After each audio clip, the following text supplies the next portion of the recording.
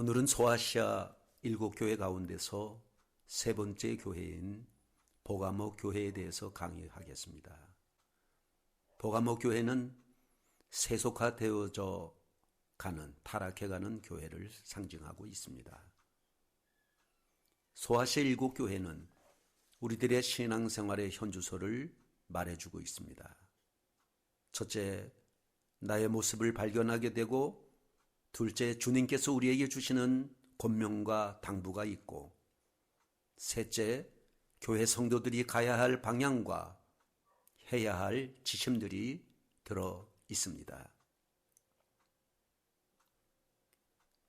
소아시아 7교회는 유난히 7 숫자가 많습니다. 여기에는 모두 뜻하는 바가 있고 그 의미가 있습니다. 기독교를 7 시대별로 구분한 역사 가운데 보가모 교회는 세속시대 4세기에서 5세기 538년까지입니다. 이때를 노마 국교 시대라고 합니다. 노마가 정권을 잡고 통치하는 시대입니다. 콘스탄티누스 황제의 기독교 개종으로 기독교 자유시대가 시작되는 때입니다. 역사적으로 노마 교황청과 정부가 연합한 시대가 바로 이때입니다. 위성으로 본 보가모의 위치와 장소를 보는 지도입니다.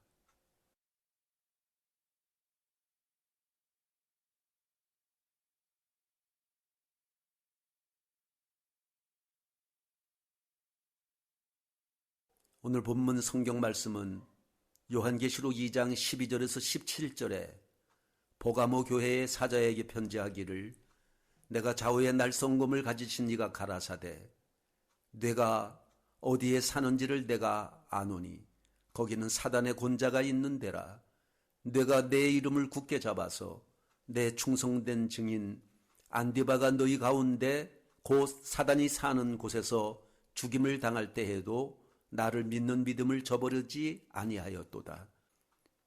그러나 네게 두어 가지 책망할 것이 있나니 거기 네게 발람의 교훈을 지키는 자들이 있도다. 발람이 발락을 가르쳐 이스라엘 자손 앞에서 걸림돌을 놓아 우상의 제물을 먹게 하였고 또 행음하게 하였느니라. 이와 같이 네게도 니골라당의 교훈을 지키는 자들이 있도다. 그러므로 회개하지 아니하면 내가 네게 속히 가서 내 입의 검으로 그들과 싸우리라. 귀 있는 자는 성령이 교회들에게 하시는 말씀을 들을지어다. 이기는 그에게는 내가 감추었던 만나를 주고 또 흰 돌을 줄 터인데 그 돌 위에 새 이름을 기록한 것이 있나니 받는 자 밖에는 그 이름을 알 사람이 없느니라. 보가모에는 보가모가 자랑하는 것들이 있습니다. 그 첫째가 제우스 신전입니다. 제우스 신은 신들 중에 가장 으뜸의 신입니다. 그래서 제우스 신이 앉아있는 보좌는 다른 신들이 떠받고 있는 모습으로 만들어졌습니다. 알다시피 보가모는 신들의 도시입니다. 수많은 신전들이 여기저기 즐비하게 있습니다. 둘째로 보가모의 자랑거리는 도서관입니다. 그 중에서 페르가문 도서관은 세계 최초로 양피지를 발명한 도시로 유명합니다. 양가죽으로 만든 종이를 일컫는 양피지를 헬라어로 페르가멘트, 라틴어로는 페르가멘툼, 영어로는 파르츠먼트라고 하는데 모두 페르가몬에서 파생된 단어입니다. 성경은 이를 가죽종이라고 하였는데 현재 유명 가죽 브랜드 중 페라가모라는 것이 있는데 이 역시 동일한 기원을 가지고 있습니다. 고대 도서관 중에서 가장 유명한 곳이 세 곳이 있는데 제일 규모가 컸던 곳은 이집트의 알렉산드리아 도서관으로서 50만 권의 장서를 자랑했고 그 다음에 보가모의 페르가문 도서관이었는데 그 당시 20만 권의 책을 장서했고 마지막이 에베소에 있는 셀수스 도서관으로서 15만 권의 정서를 장서하고 보유했었다고 그럽니다. 그런데 BC 250년경에 알렉산드리아 도서관과 페르가문 도서관 사이에 정보 전쟁이 있었습니다. 그 당시에는 이집트를 마게도니아 출신인 프톨레마이오스 왕조가 파라오가 되어 이집트를 통치하던 시기였습니다. 알렉산더 대왕의 충순이었던 프톨레마이오스 1세는 알렉산더의 뜻을 따라서 알렉산드리아를 세계에서 가장 큰 뛰어난 문명 도시와 학문과 지식의 도시로 만들려는 욕심을 내었고, 그것을 위해서 알렉산드리아 도서관을 건축했습니다. BC 250년 프톨레마이오스 2세 때가 알렉산드리아의 가장 전성기인데 도서관에도 가장 많은 장서를 소장하고 있었던 시기라고 할 수 있습니다. 전설에 의하면 기원전 3세기 중엽 알렉산드리아 왕궁의 도서관장 네메트리우스가 프톨레마이오스 필라텔푸스 2세에게 히브리어 성경을 헬라어 즉 그리스어로 번역할 것을 제안했다고 합니다. 또한 이 양피지를 네모 반듯하게 잘라 여러 장 겹쳐 가죽끈으로 묶는 새로운 제본 방법, 코텍스의 기술을 개발했습니다. 똑같은 크기의 종이를 쌓아 끈이나 악교 등으로 붙인 뒤 겉표지를 씌우는 제본 방법입니다. 현대적인 의미의 책의 제조 방법입니다. 이 방법을 발견하게 되었습니다. 에메네우스 2세는 책에 대한 광적인 집착을 보였던 왕인데 그가 만든 도서관은 당시 유럽 전역에서 동경의 재상이었다고 합니다. 기록에 따르면 그 도서관에는 20만 권 이상의 책이 있었다고 합니다. 그들의 선조인 에메네우스는 알렉산더 대왕의 서기관으로 세계 최초로 도서관을 만든 사람이지만 그의 후손인 페르가몬의 에메네우스 왕은 고대 최대 규모의 도서관을 만든 사람이자 양피지와 제본술의 발명자입니다. 20만 권의 책을 소장했던 양피지의 왕국은 양피지를 뜻하는 영어 파르츠먼트의 영원한 흔적을 남기게 되었습니다. 이 낱말의 어원은 라틴어의 페르가문의 종이입니다. 역대 페르가문 왕들은 거의 다가 책 수집 강들이었습니다. 세 번째가 아스클리온 종합병원입니다. 보가모에는 의과대학 종합병원이 있었습니다. 지하로 물이 흐르게 해서 병을 고치는 힐링 시설도 갖추고 있었습니다. 아스클레피온 종합병원에는 의학의 아버지인 히포크라테스가 이곳에서 심호하면서 병원 의사와 의과대학 교수로 일을 했습니다. 그리고 현대의학의 아버지라고 하는 갈렌이 이곳에서 칼로 외과 수술을 담당하고 있었습니다. 아스피린의 역사는 무려 기원전 400년쯤으로까지 거슬러 올라갑니다. 의학의 아버지라고 불리우는 히포크라테스는 통증 완화에 아스피린을 사용했다는 기록이 남아 있다고 합니다. 물론 히포크라테스께서 사용하셨던 것은 독일의 바이엘 아스핀이 아니라 버드나무 껍질에서 추출한 추출물이었습니다. 보가모 지역에서 세계 최초의 병원으로 알려진 1세기의 아스클레피온 병원토가 지금도 남아 있습니다. 그 이름은 그리스의 의료의 신 아스클레피우스의 이름을 따온 것입니다. 아스클레피우스는 항상 그의 지팡이에 뱀이 감겨져 있는 것으로 표현되는데 이는 뱀이 허물을 벗는 것을 덜몸을 되찾아 주는 것으로 여겼기 때문입니다. 그래서 그 모습은 오늘날까지도 의사들의 상징으로 사용하고 있습니다. 아스클레피온 저 멀리 뒤쪽으로 언덕 위에 있는 것이 바로 보가모 성입니다. 당시 15만 명이 사는 거대 도시이며 로마에 귀속된 도시입니다.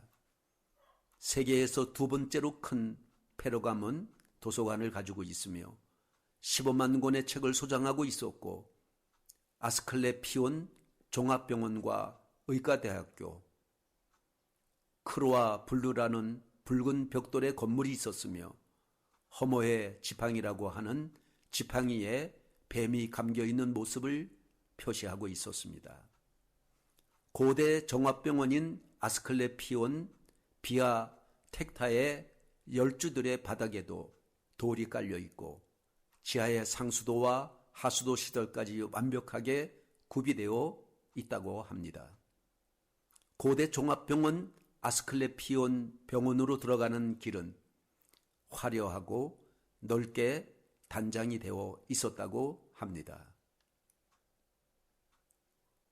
네 번째 보가모의 자랑거리는 수로입니다.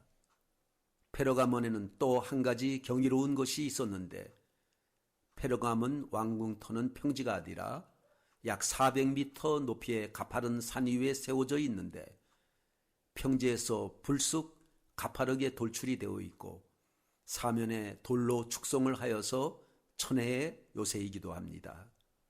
그런데 지금과 같이 전통 모터 펌프가 없던 기원전 BC 약 400년 전 시절에 그 산 정상에 있던 왕궁에 물을 공급하여 생활을 했던 것을 보면 진짜 경이로움을 금할 수 없습니다.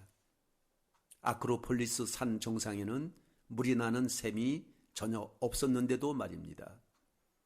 지금으로부터 2400년 전에 그런 상하 수도 시설을 건설했다는 것이 경이롭기만 합니다. 보가모의 전경을 영상으로 봅니다. 보가모의 뜻은 보가모 도시가 마치 관을 쓴 도시같이 보입니다.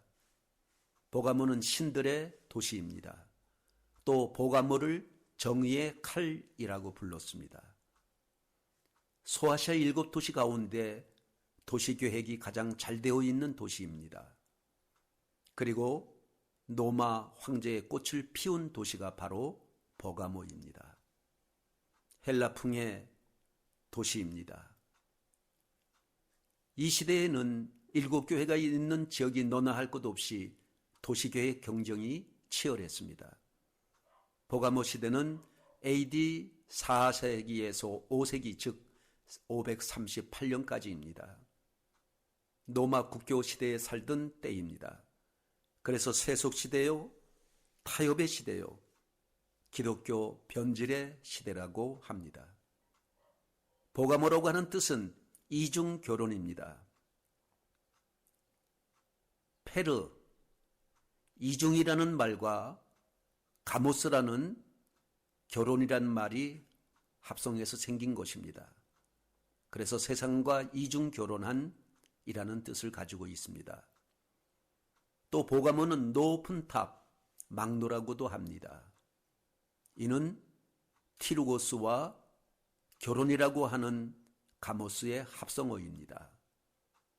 그 다음 둘러싸여 있다, 에워싸고 있다 라고 하는데 이는 페루와 결혼이라고 하는 가모스의 합성어입니다.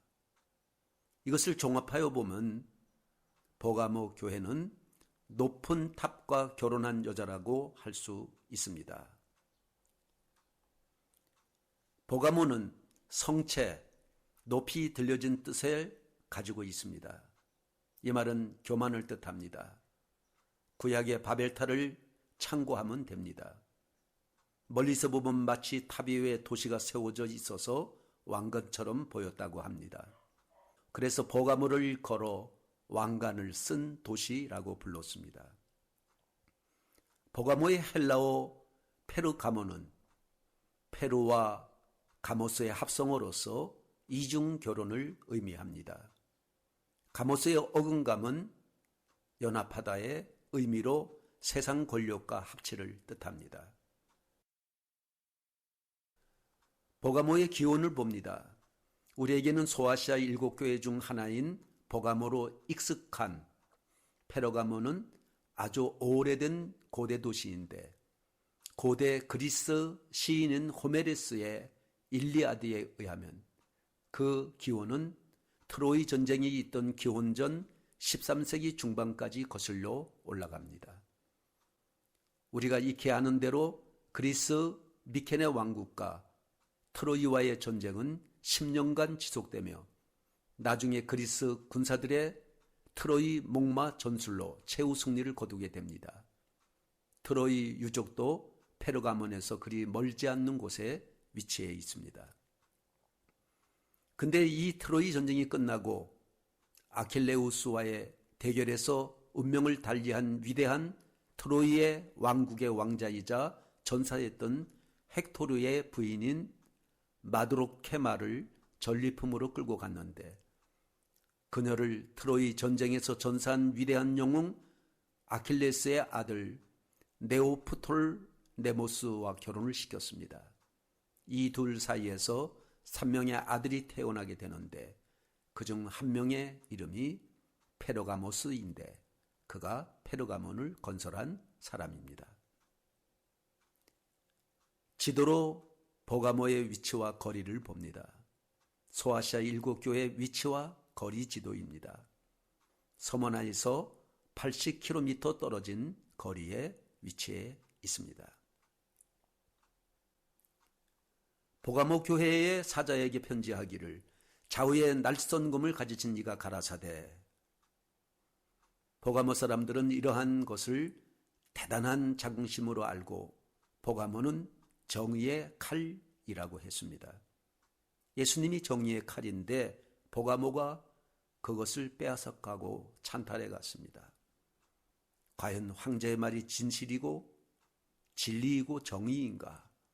예수님은 단호하게 아니라고 하십니다. 그래서 예수님은 보가모 교회에 칼을 들고 나타나셔서 심판을 말씀하고 계십니다. 보가모 교회에 나타난 예수님의 모습을 봅니다. 예수님께서 나타나신 모습 속에는 그 시대의 교회의 영적 상태를 잘 보여주고 있습니다. 그러니까 예수님께서 나타나신 모습 그 자체가 메시지가 되는 것입니다. 예수님의 모습을 봅니다. 12절에 보가모 교회 사자에게 편지하기를 좌우에 날선검을 가지신 이가 가라사대. 예수님께서 좌우에 날선검을 가지고 나타나셨습니다. 왜 날선검으로 나타나셨는가? 이는 예수님이 정의의 칼이란 뜻입니다. 보가모는 자신들의 판단이 곧 정의라는 말을 합니다. 그래서 보가모의 상징물로 칼을 만든 것입니다. 칼의 이름을 정의의 칼이라고 하면서 방문객들에게 기념품으로 만들어 팔았습니다. 보가모 사람들은 자기들은 정의의 도시에 살고 있다고 자긍심이 대단했습니다. 보가모는 자신들이 하는 재판은 신탁에 의한 것이라고 믿었습니다. 신의 결정이기 때문에 틀림이 없다고 그렇게 생각한 겁니다. 좌우에 날선검을 가지신 예수님의 모습을 이미지로 봅니다.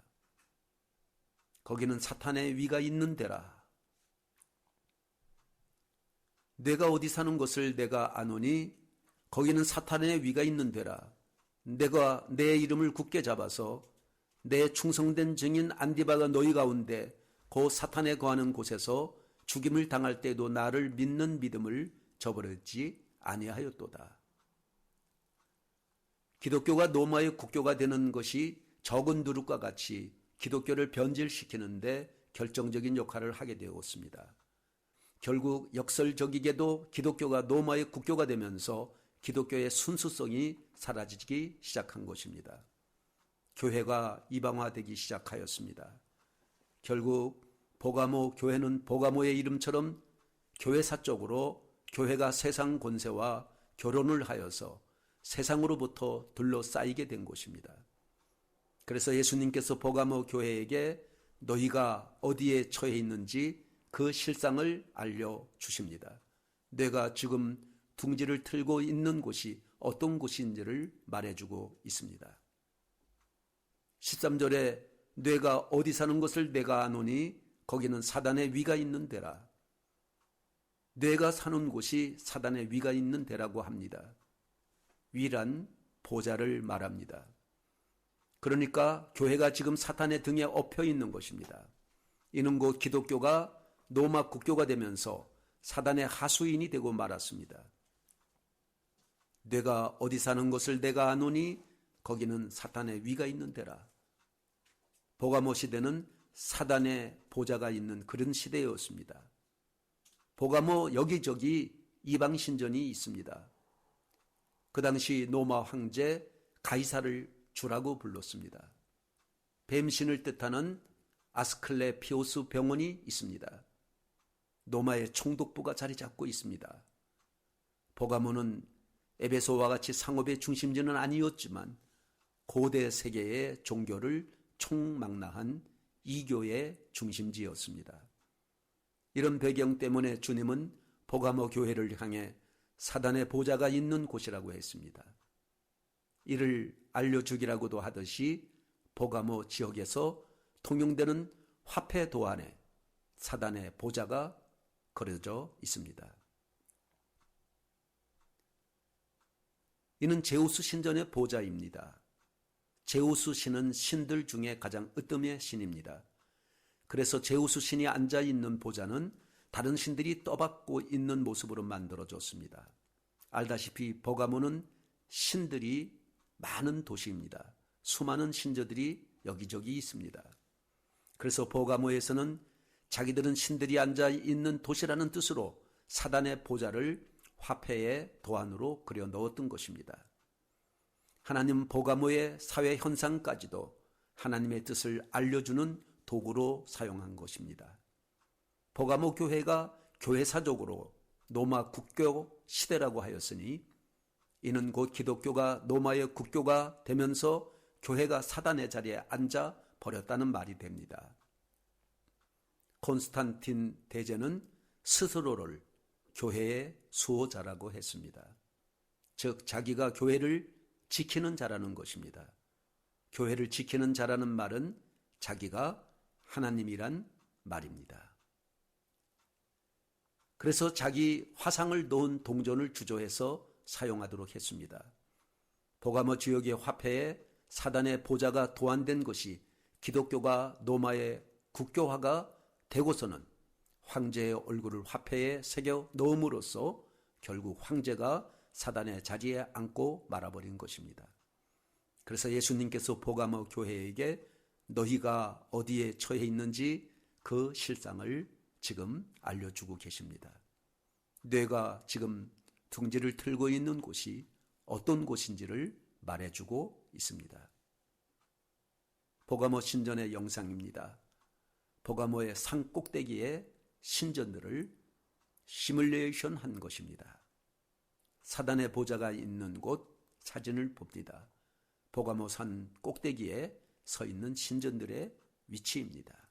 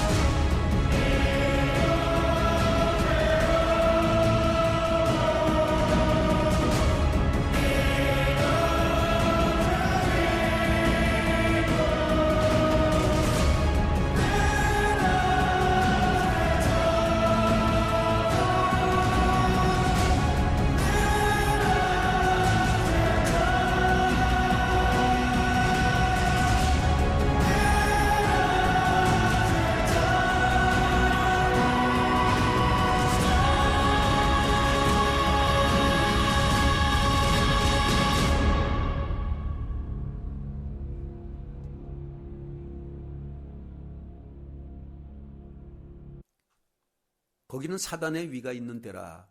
사단의 위는 헬라어 트로노스인데 일반적인 자리를 의미하는 것이 아니라 실제로 권세를 행하는 지위를 의미합니다. 사단의 보좌가 있는 곳, 첫째, 제우스 신전입니다.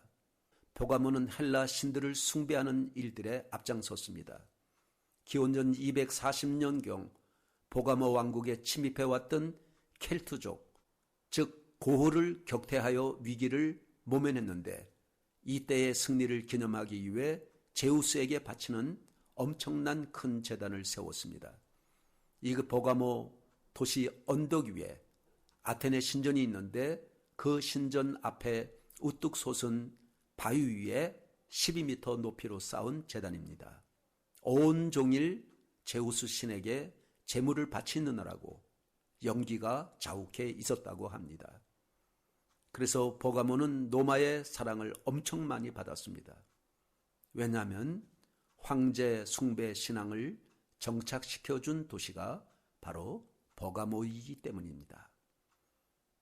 노마는 보가모를 벤치마킹하여 도시마다 이곳저곳에 황제를 위한 신전 건립을 독려했고 건립했습니다. 두 번째 사단의 보좌가 있는 곳은 아데미 신전입니다. 세 번째 사단의 보좌가 있는 곳은 아스클레피오스 신전입니다.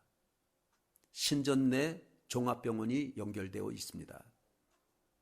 보가모는 오늘날 의학의 신으로 불리고 있는 아스클레피오스 숭배와 밀접해 있습니다.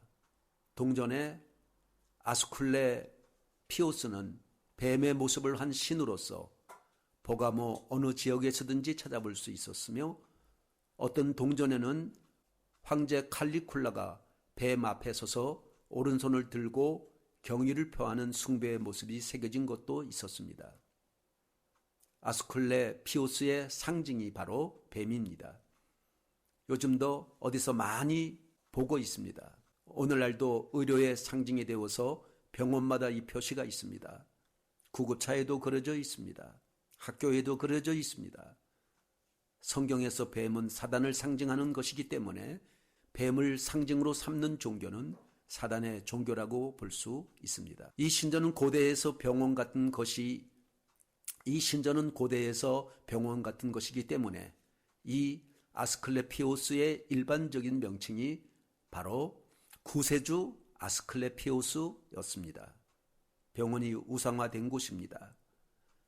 아스클레피오스는 보통 뱀이 꼬고 있는 모양을 한 지팡이를 가지고 있는 모습으로 묘사되는데 뱀은 자라면서 껍데기를 벗기 때문에 젊어지고 새롭게 된다고 해서 회춘과 애원을 상징했다고 합니다.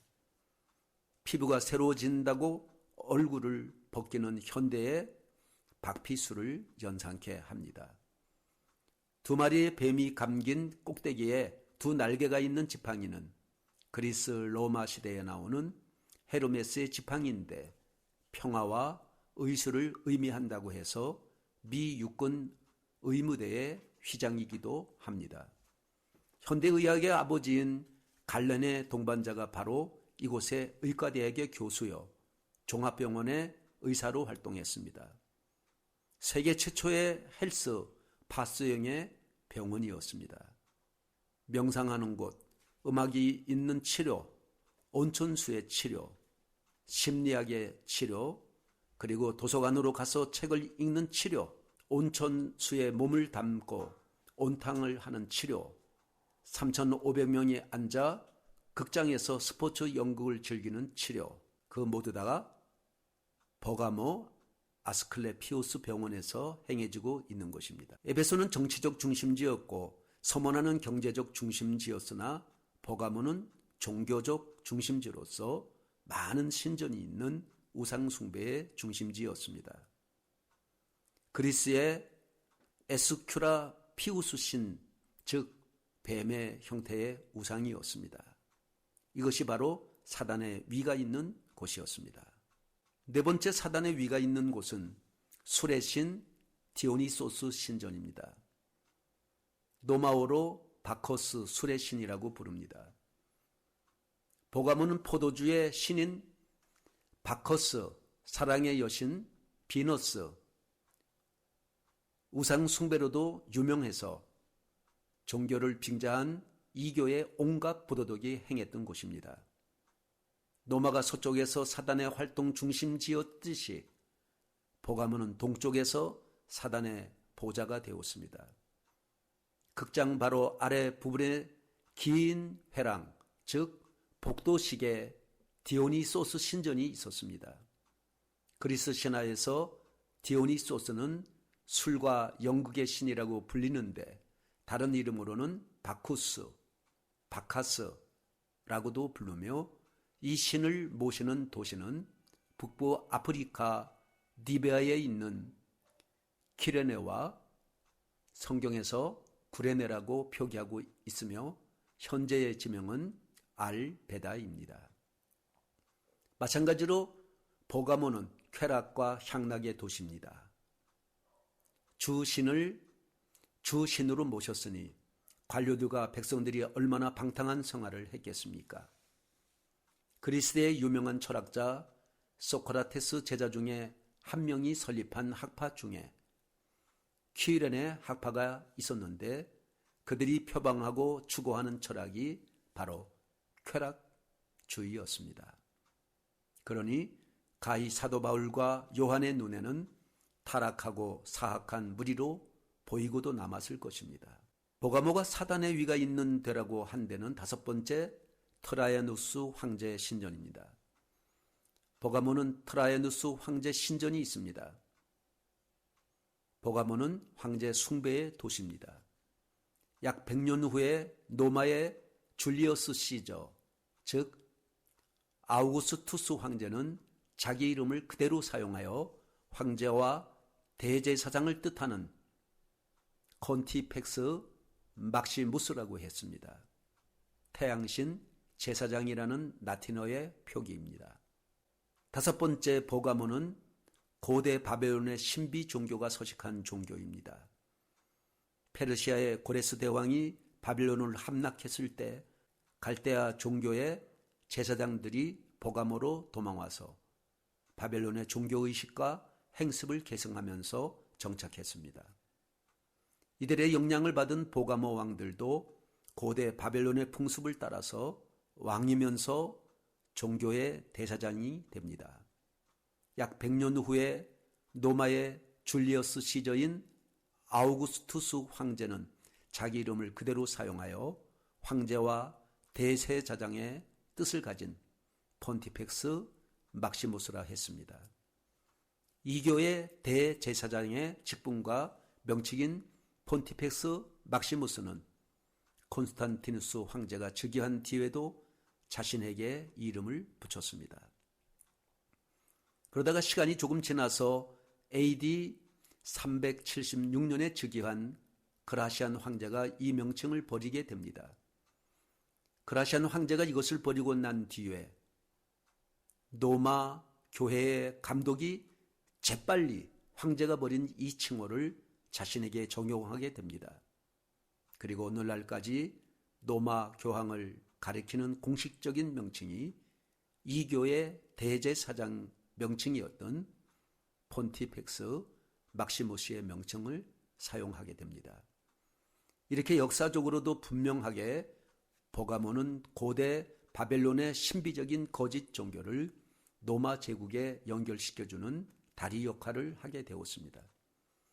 노마 제국으로 연결시켜주는 다리 역할을 했고 노마를 교황 노마로 연결해주는 역할을 했습니다. 이교 노마를 교황 노마로 연결해주는 역할을 했습니다. 고대 바벨론과 현대 바벨론인 교황청을 연결시켜준 역사적인 인터체인지가 되고 말았습니다. 이것이 보가모 시대 교회 역사 313년에서 538년의 역사를 대별해 주고 있습니다. 주님이 보가모 교회에 대해서 칭찬을 하신 것을 봅니다.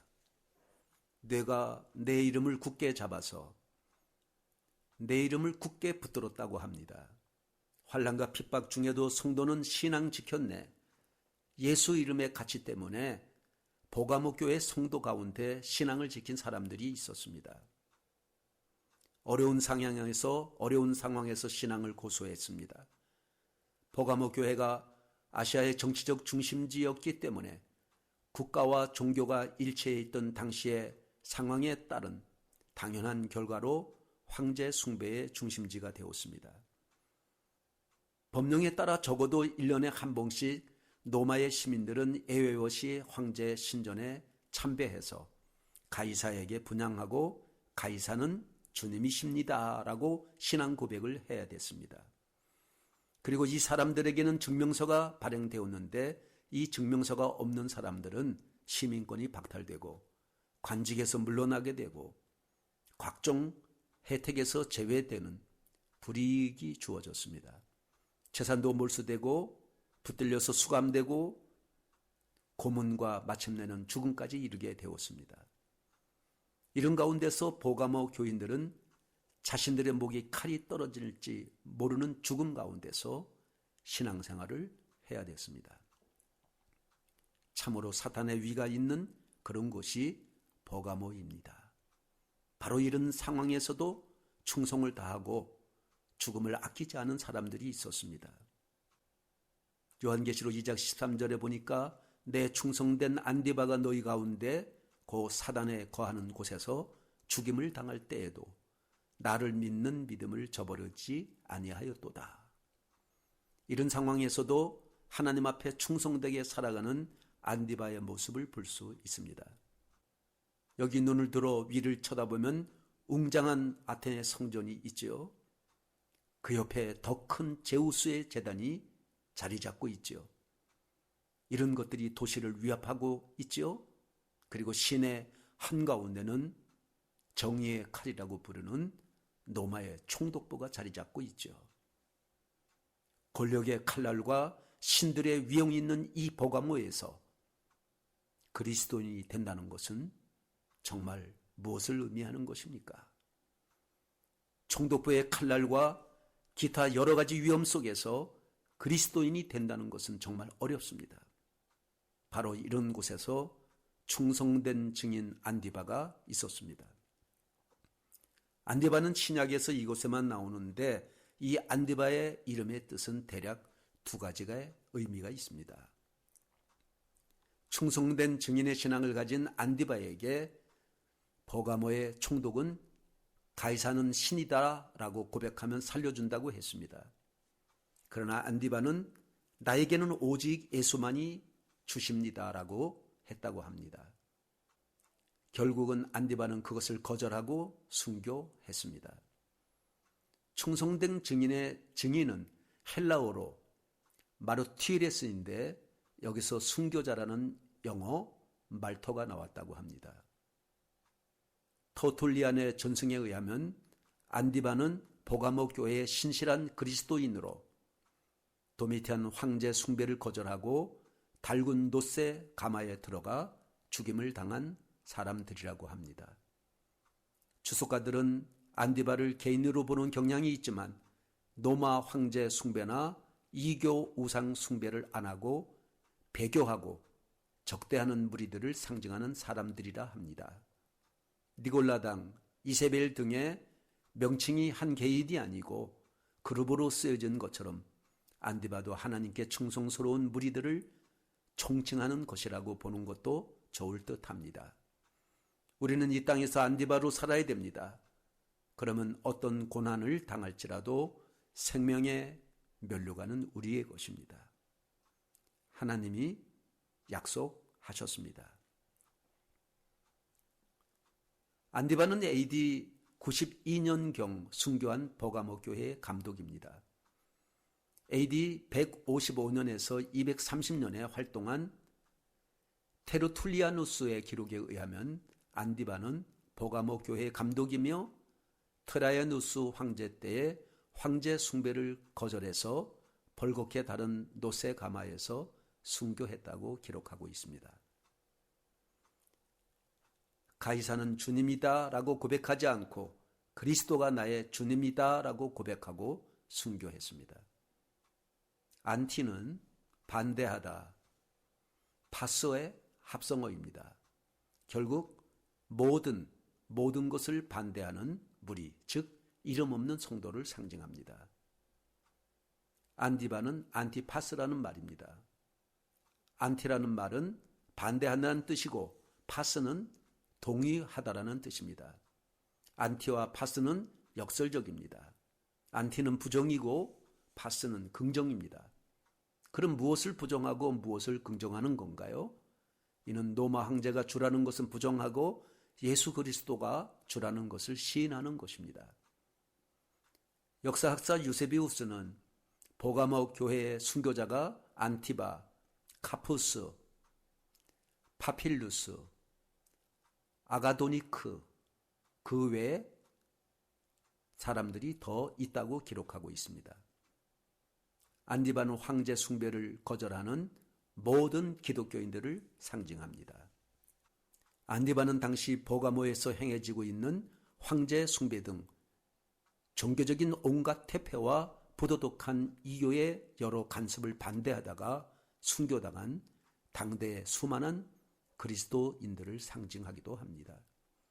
예수께서 이 안디바를 내 충성된 증인 안디바가 너희 가운데서 고 사단에 거하는 곳에서 죽임을 당할 때에도 나를 믿는 믿음을 저버리지 아니하였도다 라고 합니다.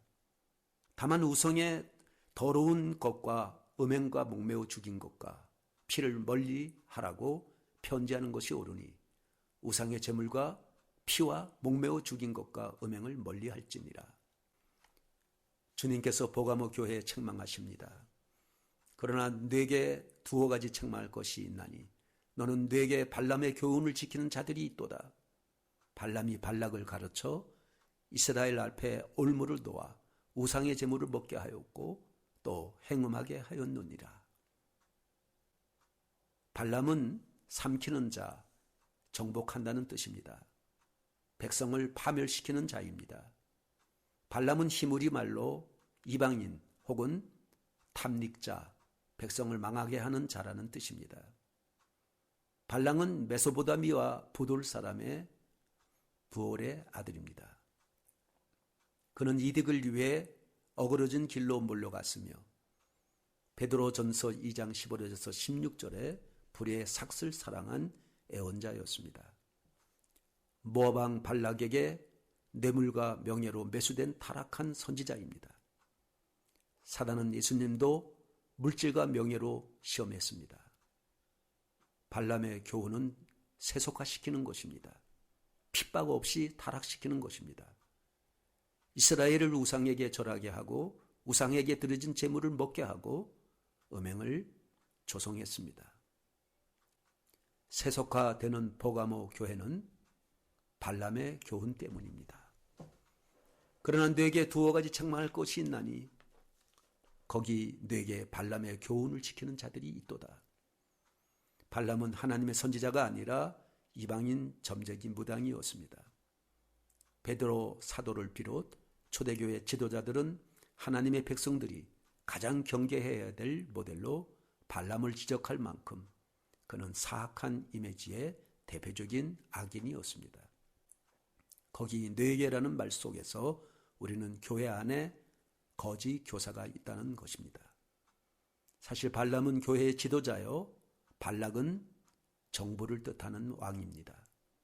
발람이 발락을 가르쳐 이스라엘 앞에 올무를 놓아 우상의 제물을 먹게 하였고 또 행음하게 하였느니라 그랬습니다.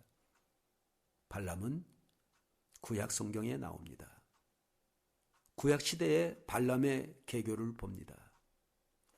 모압 왕 발락은 자기보다 훨씬 강대한 아모리 족속의 왕들이 이스라엘을 무력으로 정복하려다가 오히려 그들에게 패배하였음을 알고 이스라엘에 대한 전략을 변경했습니다.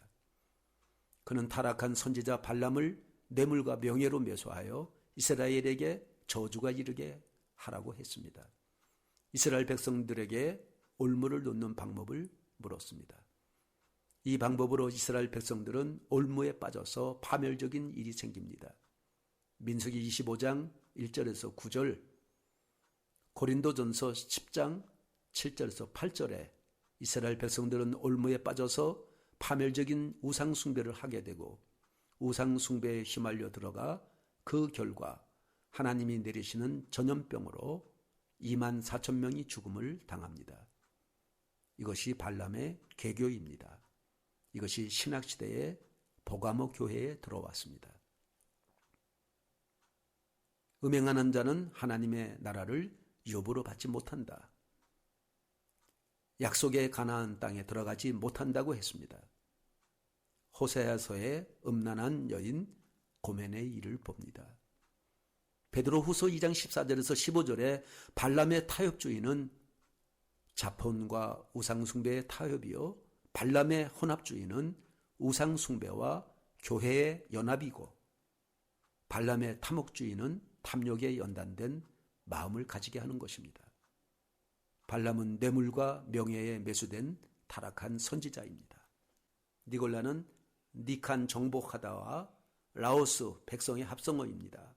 백성을 정복하다, 평신도보다 우월하다는 뜻입니다. 영지주의, 물질주의, 무절제주의, 반율법주의, 타협주의입니다. 발람은 바람으로 백성을 정복하는 자입니다. 그러므로 발람과 니골라당은 같은 동의어입니다. 발람을 헬라어로 하면 니골라고 니골라를 히브리어로 하면 발람이 됩니다.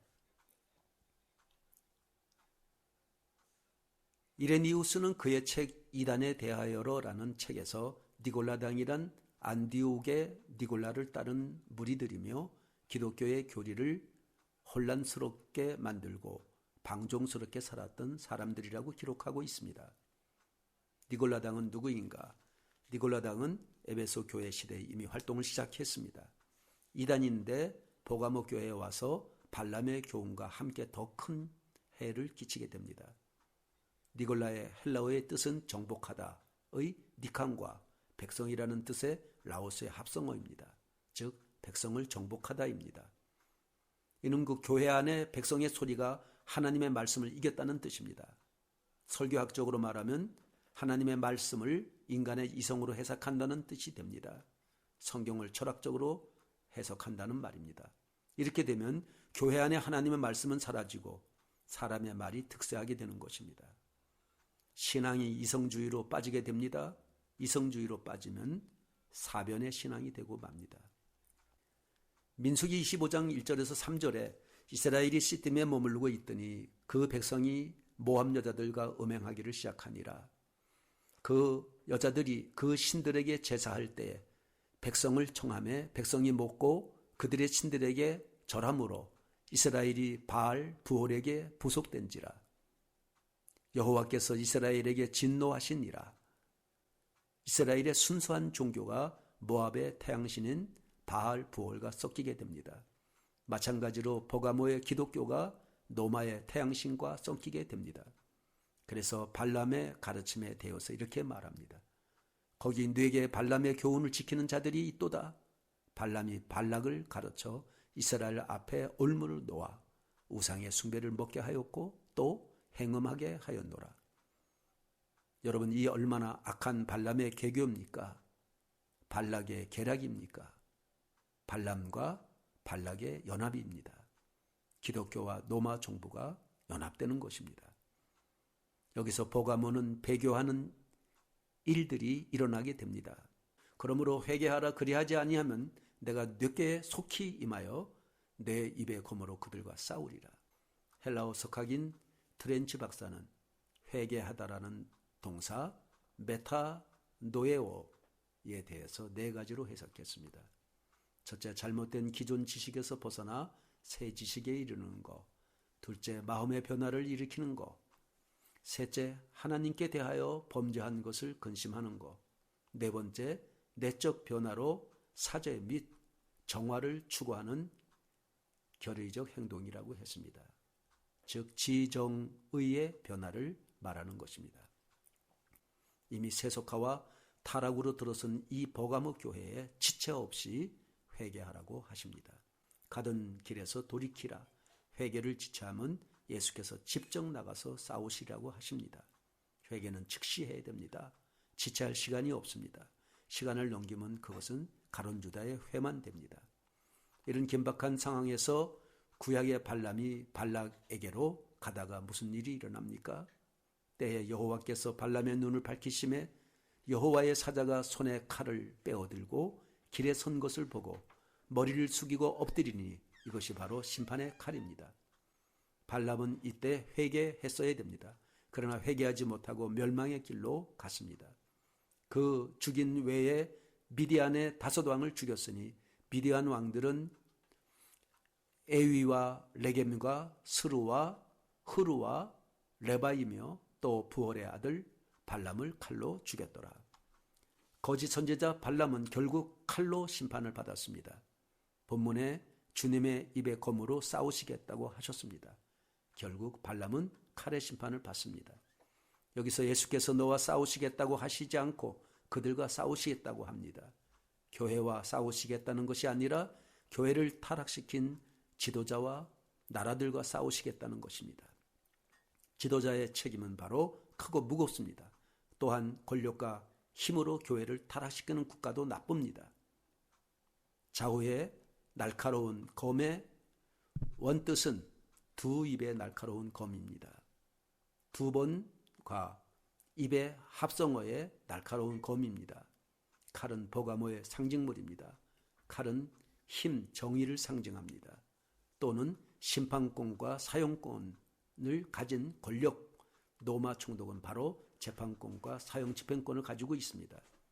히브리서 4장 12절에 주님의 입에서 나오는 날카로운 성령의 검인 하나님의 말씀으로 심판하신다는 경고입니다. 때에 여호와께서 발람의 눈을 밝히심에 여호와의 사자가 손에 칼을 베어들고 길에 선 것을 보고 머리를 수그리고 엎드리리니 그 죽인 자 외에 미디안 5왕을 죽였으니 미디안 왕들은 에위와 레겜과 수르와 후르와 레바이며 또 부월의 아들 발람을 칼로 죽였더라. 귀 있는 자는 성령이 교회들에게 하시는 말씀을 들을지어다. 이기는 그에게는 내가 감추었던 만나를 주고 또 신도를 줄 터인데 그 돌 위에 새 이름을 기록한 것이 있나니 받는 자 밖에는 그 이름을 알 사람이 없느니라. 이기는 자에게는 에베소 교회는 생명나무를 먹게 했고 서머나 교회는 둘째 사망의 해를 받지 않게 했고 버가모 교회는 만나, 흰돌, 새의 이름을 약속받았습니다. 누가 이기는 자인가? 대저 하나님께로서 난 자마다 세상을 이기느니라. 세상을 이긴 이김은 이것이니 우리의 믿음이니라. 예수께서 하나님의 아들이심을 믿는 자가 아니면 세상을 이기는 자가 누구뇨? 이기는 자는 하나님께로서 난 자입니다. 믿음으로 이기는 것입니다. 예수께서 하나님의 아들이심을 믿는 자입니다. 개인적인 적용을 보면은 에베소는 우선순위를 게으리했습니다. 서머나는 사단의 공격을 받았는데도 이겼습니다. 버가모는 영적인 타협을 했습니다. 만나에 대해서 봅니다. 이스라엘 백성들이 광야에서 먹었던 그 만나를 준다고 했습니다. 그 만나는 지성소 안에 법궤와 지팡이와 함께 보관되어 있습니다. 기념하라고 하신 것입니다. 그리고 지성소는 대제사장 밖에 못 들어갑니다. 일반 사람들은 못 들어갑니다. 말 그대로 감추어진 만나입니다. 유대인 즉 바리새인들에게는 감추어져 있습니다. 마르다와 마르다의 말씀을 봅니다. 가나안 여인에게 하신 말씀을 봅니다. 만나는 요한복음에 설명이 잘 되어 있습니다. 시편 119편 11절에 내가 주께 범죄치 아니하여 주의 말씀을 내 마음에 두었나이다. 만나는 주의 말씀과 계명을 마음에 두고 지키는 자들에게 주시는 것입니다. 예수님은 요한복음 6장 26절에서 63절에 자신이 하늘에서 내려진 참된 생명의 양식인 하늘의 만나라고 하셨습니다. 요한복음 1장 14절에 이 감추인 만나는 생명을 주시기 위해 말씀이 육신이 되어 오신 예수 그리스도이십니다. 말씀이 육신이 되십니다. 내 살을 먹는 자는 영원한 생명을 얻으라고 했습니다. 첫째 이기는 자에게 감추었던 만나를 주신다고 합니다. 우리는 육신의 배를 채워주는 양식만으로 사는 사람들이 아닙니다. 하나님의 입에서 나오는 말씀을 먹고 사는 사람들입니다. 그리스도인들은 탐욕을 먹고 사는 사람들이 아니라 진리를 먹고 삽니다. 그것이 우리의 비밀스러운 만나입니다. 이사야서 43장 21절에 내 백성은 내가 나를 위하여 지었나니 나의 찬송을 부르게 하려 함이니라. 골로새서 1장 16절에 만물이 그에게 창조되되 하늘과 땅에서 보이는 것들과 보이지 않는 것들과 혹은 보좌들이나 주관자들이나 정사자들이나 권세자들이나 만물이 다 그로 말미암아 그를 위하여 창조되었고, 에베소서 1장 5절에서 6절에 그 기쁘신 뜻대로 우리를 예정하사 예수 그리스도로 말미암아 자기의 아들들이 되게 하셨으니 이는 그의 사랑하시는 자 안에서 우리에게 거저 주시는 바 그의 은혜의 영광을 찬미하게 하려는 것이라. 하나님은 광야에서 만나를 주시면서 이 사실을 알려주고자 하셨습니다. 근데 그들은 만나를 애굽에서 먹던 떡의 가치로 판단합니다. 육신의 배부름을 얻고자 합니다. 이게 예수님의 초림 때 유대인들이 신앙 속에 그대로 녹아져 있었습니다. 유대인들은 땅에 복을 추구했습니다. 결국은 만나가 유대인들에게 감추어져 버렸습니다. 만나의 목적이 상실된 것입니다. 그래서 예수님은 광야에서 오병이어의 기적을 가지고 구약의 만나를 설명하십니다. 만나는 배부름을 얻기 위하여 준 양식이 아니고 예수 그리스도가 자기 몸을 십자가에 찢으심으로 자기 백성들에게 영생의 떡을 주시고자 하는 것이라고 알려주십니다. 그리고는 나는 하늘로서 내려온 산떡이라고 합니다. 누구든지 이 떡을 먹으면 영생한다고 하십니다. 이제 만나의 정의가 내려졌습니다. 예수님은 만나가 되셔서 자기 백성들에게 주셨습니다. 그리고는 십자가에서 죽으셨습니다. 이 사실을 오순절 성령이 임하자 제자들이 전하기 시작합니다. 제자들이 가는 곳마다 예수 그리스도는 세상에 떡을 주러 온 것이 아니고 하늘에 있는 영생을 주고자 오셨다고 증거합니다. 이에 초대교회는 날마다 교회로 모여서 떡을 떼면서 예수님의 죽으심을 기념하였습니다. 함께 떡을 떼면서 우리가 예수님의 피와 살을 먹고 사는 자들이라고 고백했습니다. 핍박 속에서도 천국의 소망을 가지고 살았습니다. 믿음을 지켜왔습니다.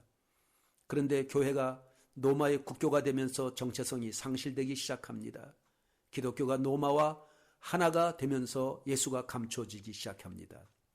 세상에 떡 주는 예수로 전락하고 맙니다. 고난이 사라지고 육신이 편해지자 교회의 정체성이 하늘에서 땅으로 급락하고 말았습니다. 서머나 시대인 순교 시대 때에는 핍박 가운데서도 천국의 소망으로 그 모진 궁핍과 고난과 환난을 견디고 이겨냈습니다.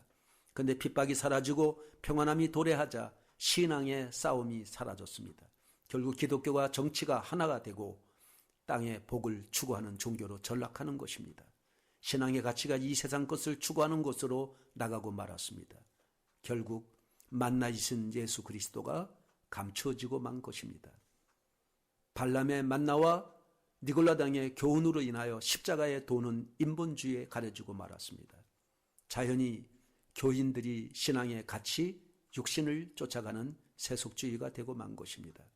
이걸 만나가 감추어졌다고 하는 것입니다. 이제 예수님은 이긴 자들에게 감추어진 그 만나를 주시겠다고 합니다. 다시 말씀의 회복을 일으켜 주시겠다는 말씀입니다. 복음이 들려지게 해 주시겠다는 뜻입니다. 그 다음에 흰돌에 대해서 봅니다. 새 이름이 적힌 흰돌을 주신다는 것입니다. 이기는 자에 대한 보상입니다. 새 이름이 적힌 흰돌. 고대 법정의 재판 과정에서 배심원 판사들은 자신의 결정에 따라 항아리에 무죄를 뜻하는 흰 돌이나 정죄를 의미하는 검은 돌을 던져 판결하게 됩니다. 흰 돌이 많으면 무죄, 검은 돌이 많으면 유죄입니다. 로마 제국 아래에 있는 보가모 사람들에게는 이러한 것이 익숙한 관례였습니다. 왜? 로마 법정이 있었고 로마에서 파견된 판사들이 있었습니다.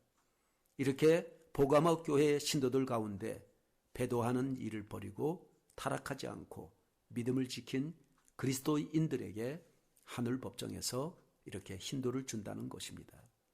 재판의 승리의 표현이요 하늘나라의 초대장입니다.